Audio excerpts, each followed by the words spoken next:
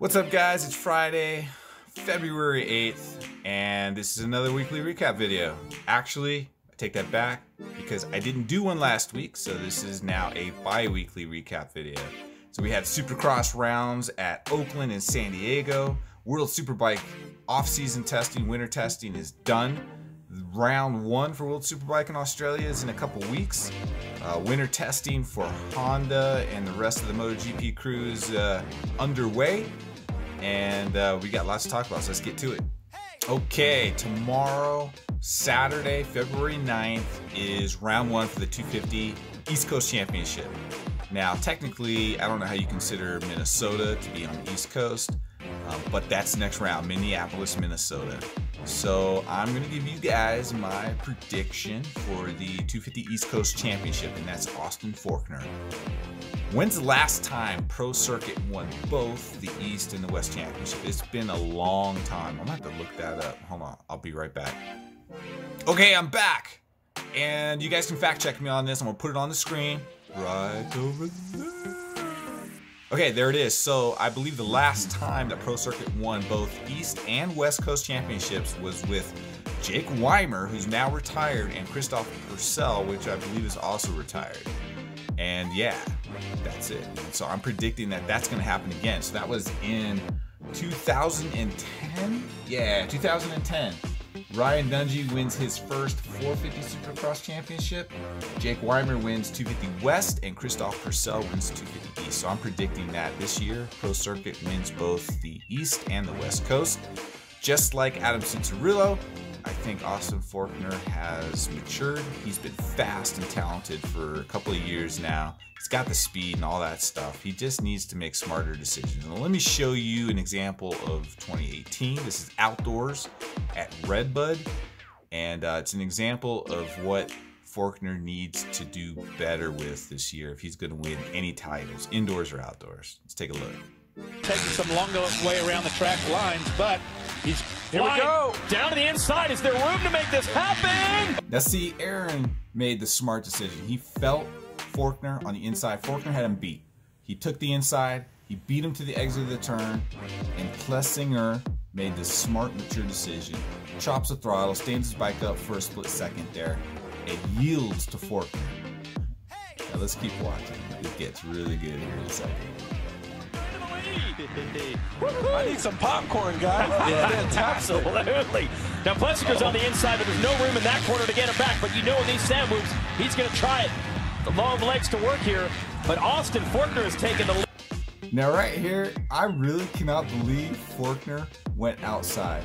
You just passed Plessinger like one turn ago. You went over a table, down a hill, into a 90-degree left-hander, and threw some sandwich, which Plessinger is really good at sandwhips. You had to know he was right on your butt, but you still went outside. No way. You could have hit this tabletop coming out of this turn on the inside. You're Forkner. You're like 5'9", 120 pounds soaking wet on a Pro Circuit built 250F. It wouldn't have been a problem. Fans are loving this battle. Oh, and Forkner down.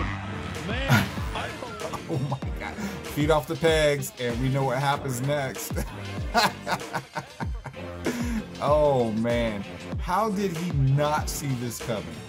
I mean, Forkner is fast and talented, and he's on a great team with a great bike. Oh man, you had to know this was coming. Guys, that was brutal. He's actually really lucky he didn't come away with that with more serious injuries. The fact that he can get up and even pick his bike up after that, I mean, wow, he hit the ground hard. At the end of the day, I think those are the things that Forkner needs to clean up, those decision makings. The dude's got skills, man. He's got a great bike, he's got skills, talented, fast, all that stuff. But he's got to make smarter decisions, man.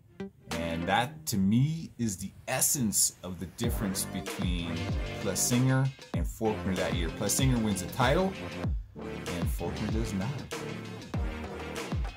World Superbike off-season testing, winter testing is done. Rea is dominated. He's thrown down some incredible heater laps at all of the winter testing rounds. This is wow, man. I can't see anybody taking the championship this year except for Rea. I mean, the only exception to that is going to be if he gets hurt.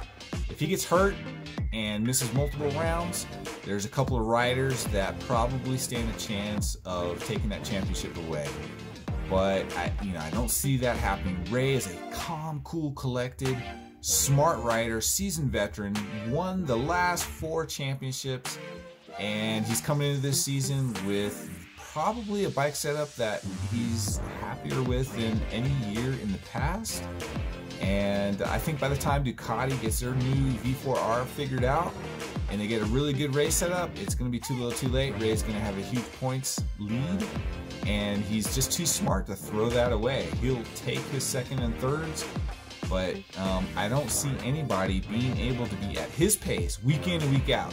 You're going to have some guys that win races just like last year. Yamaha had a really good year last year. They're going to probably win some races this year. Ducati's going to get their bike figured out. But at the end of the day, Rea's going to win the championship.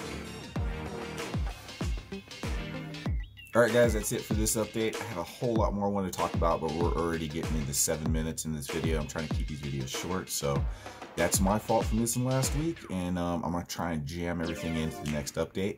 Let's see what happens at round 1 for the 250 East Coast, and let's see what happens with the 450s in Minneapolis. Maybe Tomac can get on a winning streak. He's my pick for the championship. He's due. He's been just coming up short the last couple years. I think he's going to do it. So don't forget to subscribe, smash that bell if you want to know the next time I upload a video, and give a thumbs up, man. See you guys later.